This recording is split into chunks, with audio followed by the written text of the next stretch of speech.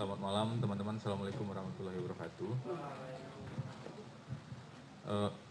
Hari ini kita umumkan satu orang tersangka baru terkait dengan kasus IKTP dan materi pemeriksaan yang dilakukan hari ini dan kegiatan penyidikan yang lain.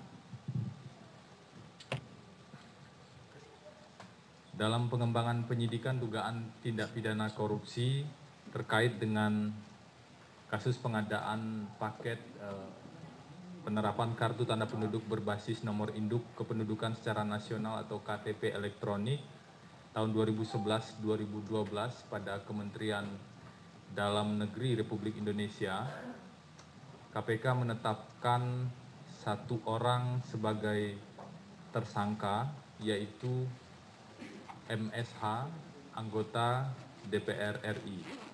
Di dalam pengembangan penyidikan dugaan tindak pidana terkait dengan dugaan tindak pidana korupsi KTP elektronik, KPK menetapkan satu orang sebagai tersangka, yaitu MSH, anggota DPR RI. Tersangka MSH diduga dengan sengaja tidak memberikan keterangan atau memberikan keterangan yang tidak benar dalam persidangan perkara tindak pidana korupsi dengan terdakwa Irman dan Sugiharto pada Pengadilan Tindak Pidana Korupsi pada Pengadilan Negeri Jakarta Pusat. Atas perbuatannya, MSH disangkakan melanggar pasal 22, junto pasal 35, Undang-Undang Nomor 31 Tahun 99, sebagaimana diubah dengan Undang-Undang Nomor 20 Tahun 2001 tentang pemberantasan tindak pidana korupsi. Terhadap tersangka MSH disangkakan melanggar pasal 22 junto pasal 35 Undang-Undang Tindak Pidana Korupsi.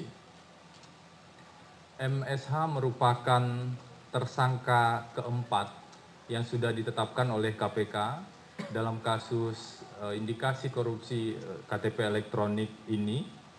Tersangka sebelumnya adalah AA dari pihak swasta dan dua orang sebelumnya sudah diproses dalam persidangan sebagai terdakwa, yaitu Irman dan Sugiharto.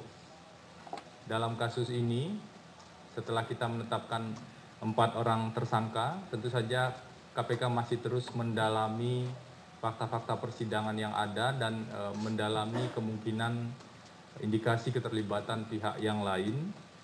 Ada indikasi kerugian keuangan negara sekitar 2,3 triliun dari paket pengadaan total sekitar 5,9 triliun. Itu pengumuman tersangka baru dalam kasus IKTP. Sprindik ditandatangani hari ini. Kita menetapkan satu orang tersangka baru, yaitu MSH, pada saat itu menjadi anggota DPR RI.